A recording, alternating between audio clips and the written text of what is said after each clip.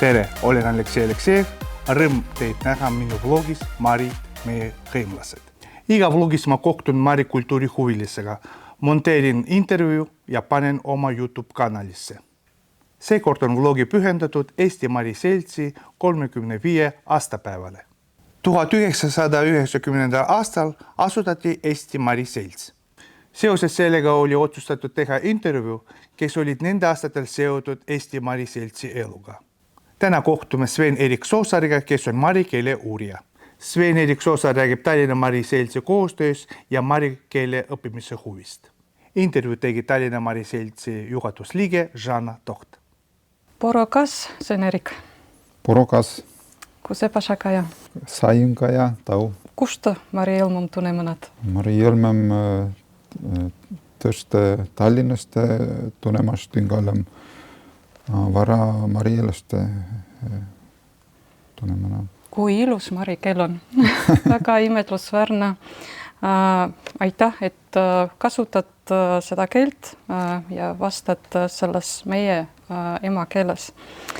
Ma lugesin, et sa said teada, või ma eksin, Mari keele õppimise võimalusest saade Noortelehest. Kas ma eksin või? Täitsa võimalik, jah. Ma täpselt isegi ei mäleta, mis ajaleht see oli, aga ma tõepoolest võis olla küll ajaleht säde, sest meil käis kodus mitu ajalehte ja säde oli ka, et jah, ilmselt lugesin jah, sealt ja sain teada. Kui vana sa siis olid? Ma arvan, et ma olin siis 16 vist. Ja mis selles lehes oli? Seal oli kuulutus, et hakkavad toimuma mari keele pühapäevakooli tunnid ja et kõik huvilised on oodatud. Kas sa sel hetkel juba teadsid maridest midagi või sinu jaoks oli midagi tundmatut, huvitavat, et tahaks proovida? No eks ma kindlasti midagi teadsin, sest ma ju ikkagi soome-ugri rahvastest teadsin. Ma olin juba ungari keelt iseseisvalt hakanud õppima ja ma ikka soome-ugri rahvaid teadsin ja selles suhtes marid kui rahvana ma kindlasti neid teadsin, aga ma ei olnud ühegi mariga kunagi kohtunud, et see tundus väga huvitav ja põnev. Kas ma siis saan õigesti aru, et sinu marikeele õpetaja oli esimene marikeelega sa kohtusid? Tõenäoliselt küll, jah. Et ma läksin sinna kohale ja siis sain tuttavaks selle oma esimese marikeele õpetaja Margarita Kuznetsovaga ja Jaak Proosesega ja hiljem siis ka teiste maridega. Kuidas siis marikeele tunnid toimusid, kus see oli ja kui palju rahvast marikeele huvilisi oli? Need marikeele tunnid toimusid laste raamatukogus. Aga palju seal rahvast oli, ega ei olnud väga palju. Et ma ausalt ei mäleta, et ka, tõenäoliselt oli alguses ka teisi huvilisi marisid, aga hiljem vist oli küll pigem nii, et mina üksi olin seal. Ma teisi ei mäleta eriti. Kas see toimus kord nädalas või kord kuus, mitu korda nädalas? Mäletad? Seda ma ei mäleta, aga ma arvan, et ega kõige rohkem kui pole kord nädalas või sest rohkem ei oleks pole aega ka olnud. Sa hakkasid õppima mari keelt. Millised olid emotsioonid, tunded selle käigus? Milline on mari keel? No mari keel tundus väga põnev, et ühelt poolt oli nagu üht-teist nagu eesti keelele üsna sarnast. Paljud sõnad on ju üsna sarnased, aga teiselt poolt jällegi see hääldus ja selline oli ka natuke erinev, aga midagi väga üllatavat ega rasket ei olnud, sest ma olin tol ajal ma huvitasin igasugu keeltest, mida oli võimalik kuskil õppida. Raamatukogus käisin ja uurisin igasugu eksootilisi keeli ka ja et selles suhtes midagi väga üllatavat mari keeles ei olnud, aga oli jah, selles suhtes meeldiv, et seal oli eesti keelega ikkagi päris palju sarnast. Kas sul on lemmikut marisõna? Lemmikut marisõna? Ega vist ei ole sellist ühte lemmikut, et aga kõige raskem sõna, mida võib-olla raske või tundus nagu ebaloogiline või raske hääldada või midagi taolist. Mul näiteks, kui ma eesti keelt hakkasin õppima Marimaal ülikoolis, minu jaoks sõna koosolek oli kuidagi tekitas ja ei jäänud meelde. No ma ei tea, jah. Ei ole. Võib-olla, ma ei tea, mingi voštontšeš, et mõned sellised sõnad, kus on palju sees ja šaasid ja sellised. Ja. Eesti keelt nimetatakse haldjate keeleks.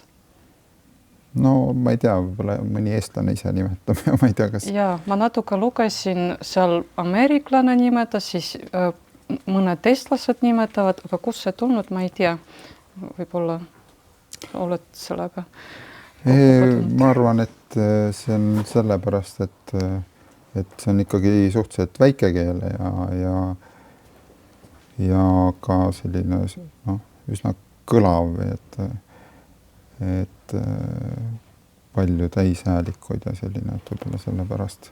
Aga milline on siis marikeel? Kas leiad mingit metafori või võrdlust või? Marikeel, no ei, ma arvan, et marikeelt võib sama hästi haldjate keeleks nimetada. Isegi võib-olla rohkem, et sest marikeelt räägib ju veel vähem inimesi. Et eestlased arvavad, et nad lähevad kuskile välismaale ja siis võivad seal vabalt eesti keeles rääkida, et keegi ei saa aru, aga tegelikult sageli siis avastavad, et keegi kuskil kuuleb ja saab aru, et eesti keel on ikkagi piisavalt suur ja eestlasi liigub ringi, aga marikeel on ikka tõesti nii väike, et kui sa kuskile välismaale lähed ja marikeeles seal räägid, siis vaevalt, et keegi sinust aru saab. Kui kaua õppisid siin Eestis marikeelt Kuznetsova juures? Jah, ma arvan, et ega ma nii täpselt ei mäleta, aga eks selle kevade need tunnid vist algasid kuskil hilis sügisel või päris talvel juba ja siis kevadeni ja siis ma juba suvel, kuna ma lõpetasin just gümnaasiumi, et siis ma läksingi pärast seda suvel juba Jaak saatis mind Marimaale praktikale nii-öelda ja siis ma läksin juba sügisel ülikooli ja ma arvan, et siis nagu rohkem otseselt tunde ei olnudki, et siis ma juba õppisin iseseisvalt rohkem. Kui kaua sa olid Marimaal?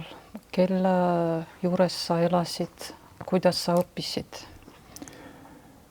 Marimaal ma elasin põhiliselt Aleksei Jusukaini juures kodus, et ta oli ajakirjanik ja tema siis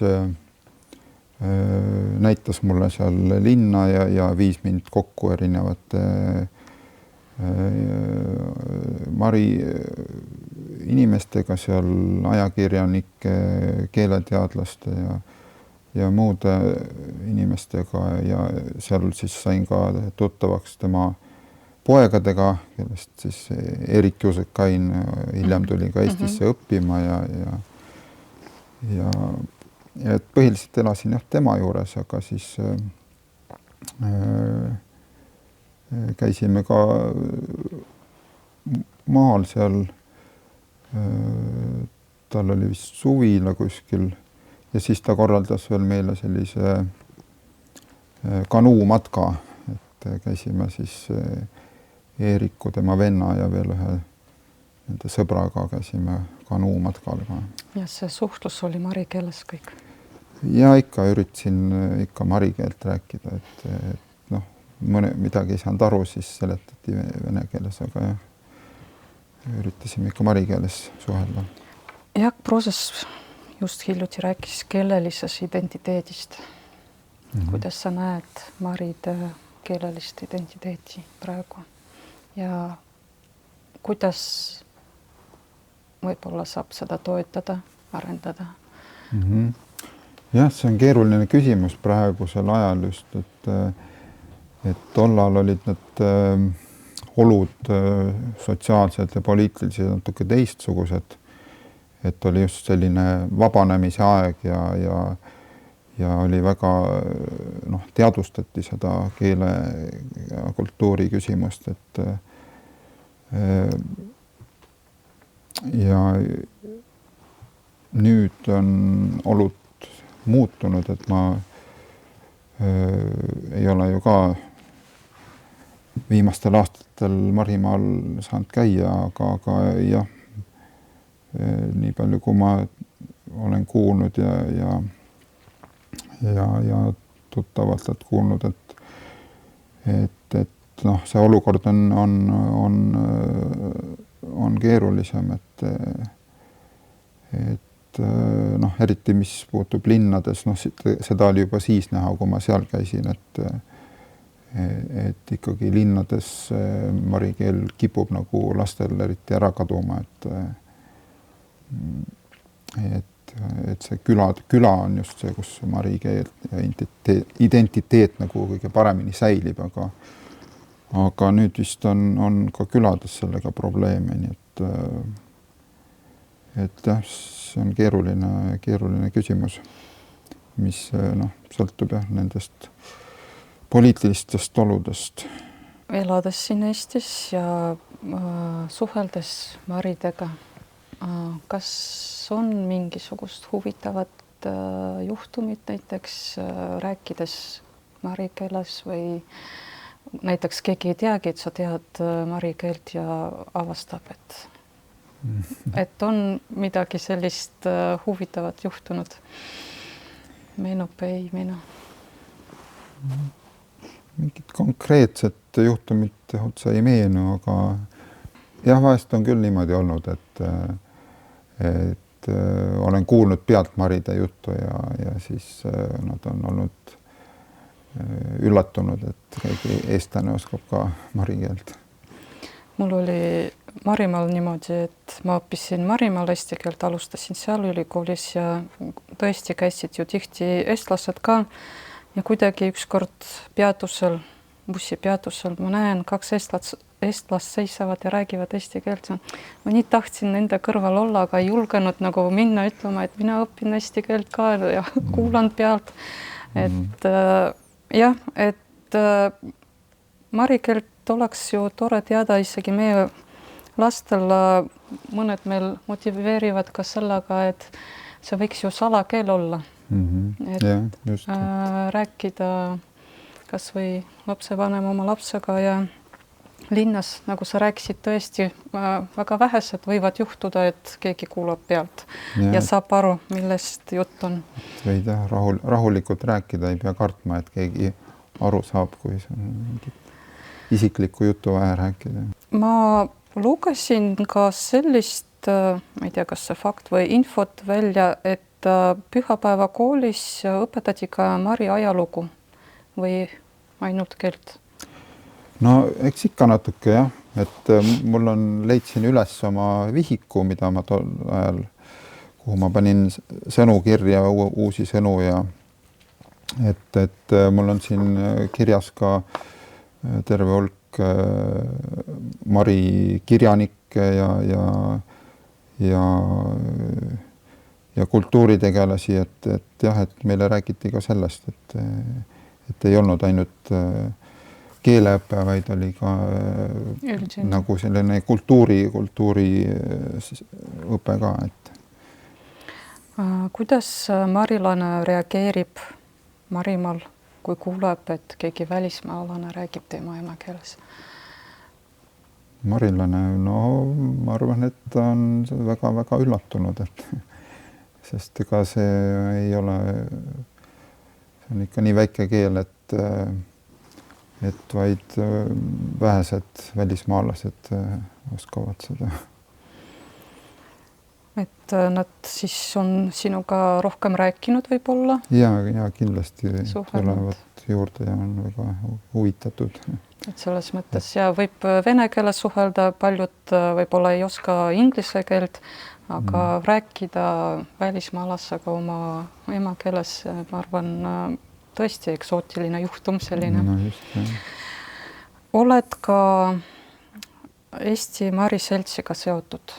Jah, ikka, et ma...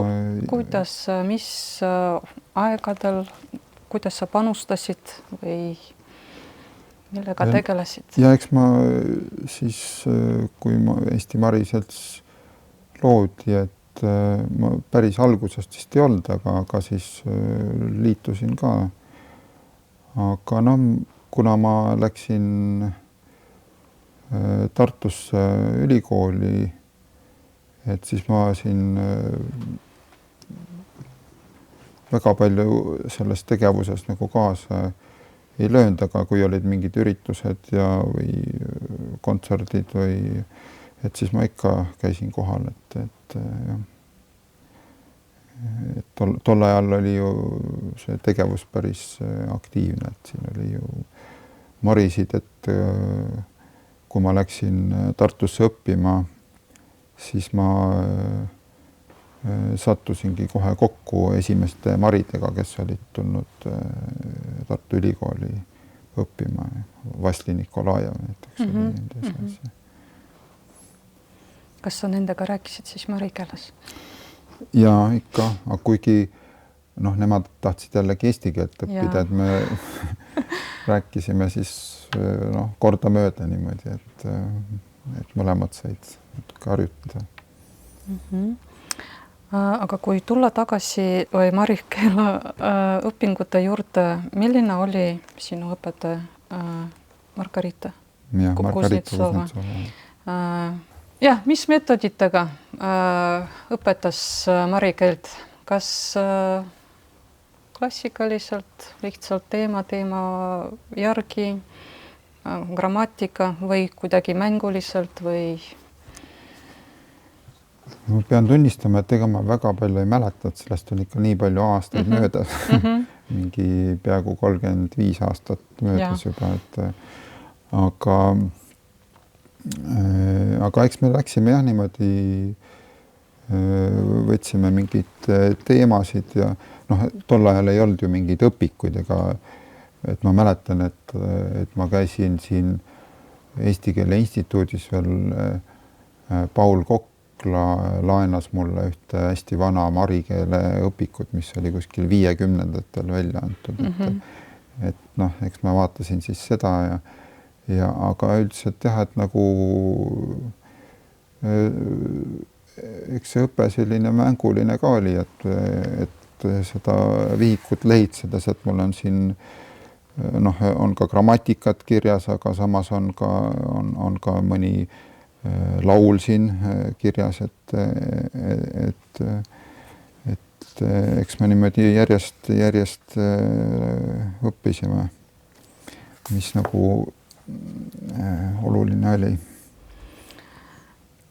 Miks vaja õppida võõrkeeli, eriti mingisuguste väikeste rahvaste keelt? Mis sellel kasu on? Kasu võib ju mitut moodi võtta või mõista, et ma arvan, et üks kasu on kindlasti see, et sa õpid tundma mingit teist kultuuri, mis on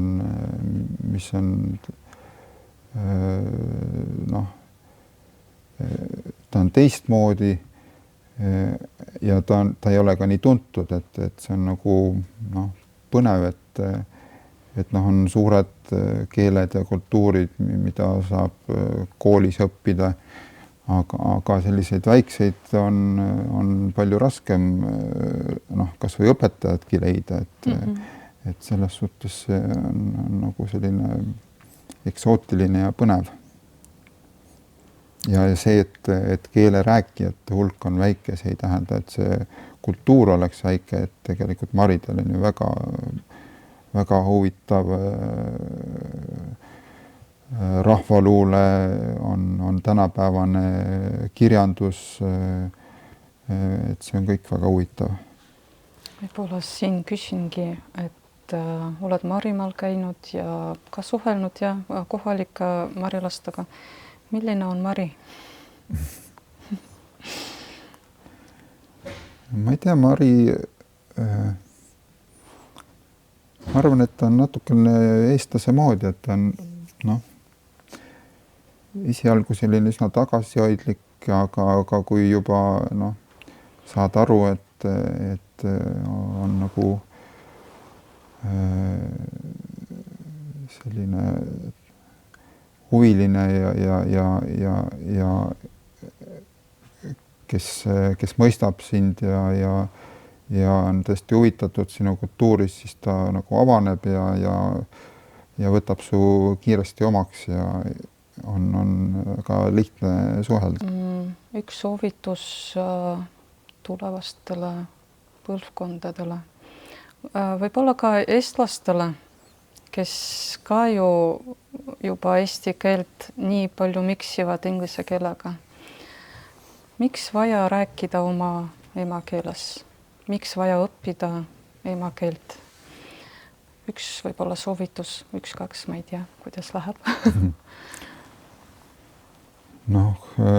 Emakeelt on juba sellepärast vaja õppida, et see on sinu esivanemate keel, et et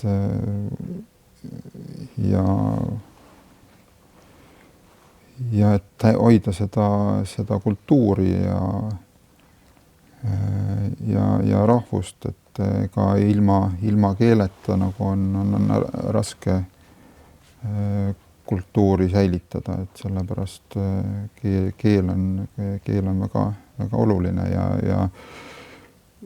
ja selle keele kaudu avanebki see kultuuri sügavus, et kui sa tõlgid, siis sul midagi läheb ikka kaduma sellest, et jah, see originaal on kõige olulisem. Lugesin välja, et oled ka nenetsi keelt uurinud ja õppinud. Ma ei tea, puhtalt huvi pärast, mis ühist on eesti, nenetsi, mari keele vahel? Kas on? No ikka on, et võib-olla nenetsi keelega on veidi vähem. Ta on ikkagi kaugem sugulaskeel, aga isegi seal on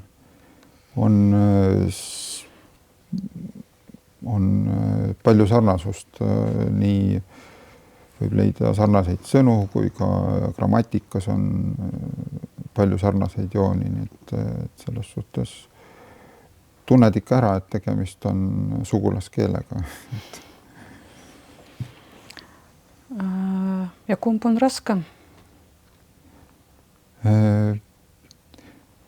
See on ka raske küsimus, sellepärast, et igas keeles on tegelikult selliseid raskeid asju, mida on võib-olla keerulisem omandada. Et jah, võib-olla nenetsi keeles on rohkem selliseid keerulisi, kuna ta on lihtsalt rohkem erineb eesti keelest. Aga ma ei ütleks, et ta nüüd oluliselt keerulisem või raskem kui mari keel on. Ütlesid, et keel võib kaduda tõlges, mingil määral. Kindlasti võib-olla oled lugenud midagi marikeelset teost tõlges, kas või luuletust, aga kas sa oled sama näiteks lugenud originaalis ja kas sa tunnetad, teades, rääkides mari keeles ja lugedes eesti keeles? Jaa, kindlasti. Seda esiteks juba tõlkeid on väga erinevaid ja kui sa tõlgid ilukirjandust, siis on hästi palju võimalusi, kuidas tõlkida. Et eesti keele on ilmunud ju ka, on luule tõlkeid ilmunud, kus on kõrvuti, on originaal ja siis mitmes keeles. Harva Valton on väga palju välja andnud. Et neid ma olen muidugi lugenud ja loomulikult, kui sa loed originaali ja loed tõlget, siis on erinevus on kindlasti olemas. Et originaali lugedes on ikka tunne on teine ja kindlasti see sõltub ka igast inimesest, et kuidas ta suhestub selle keele ja tekstiga, et siin on jah, tõlget lugedes on tõlkija on ikkagi enda mingi tunde sinna sisse pannud, et see ei ole päris sama, mis originaali lugeda. Jälgid need Tallinna Mari Seltsi tegevusi kõrvaltvaatajana. Kuidas Mari Selts nii Tallinnas kui Tartus oma kultuuri tutvustab? Niimoodi, nii palju kui ma jälginud olen, et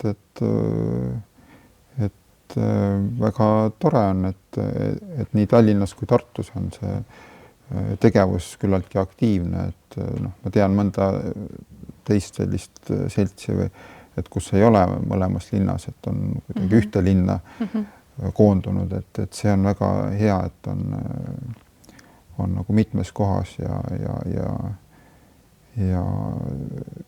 see tegevus on aktiivne, et tähistatakse pühasid ja tullakse kokku ja räägitakse mari keeles ja et see on hästi oluline, et see kogukonna tunne säiliks. Kui sul on peas mingi mari luuletus või mingi marikeelne soovitus maridele, mida tahaksid öelda maridele või lihtsalt lugeda midagi marikeelset? Kas sa rääkisid kas või see Mäemari keelne laul?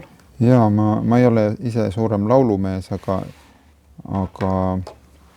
ma võin lihtsalt lugeda selle, et tegelikult ma olin isegi üllatunud, et kui ma seda nüüd nägin, seda luuletusest, ma teadsin, et ma õppisin ikkagi niidumari keelt ju, et mul siin see vihikus on see Mäemari keelne luuletus, sest see õpetaja tegelikult, tema emakeel oli Mäemari keel, aga kuna ta oli ülikoolis õppinud, et siis ta valdas ka niidumari keelt vabalt, aga jah, et selle luuletuse on, see on väga tuntud laul tegelikult, see Mäemari keelne, aga ma võin sellele ette lugeda, et salm sola pokšalnet lastra tumet šolga äti manan mišemät ergem tolok õšman. Salm sola pokšalnet lastra pistets šalga ävi manan mišemät ergem tolok õšman. Ja millest see räägib? Mina sain aru vist ainult, et mingi keset küla midagi. Jah, keset küla seisab selline laiade okstega tamm ja siis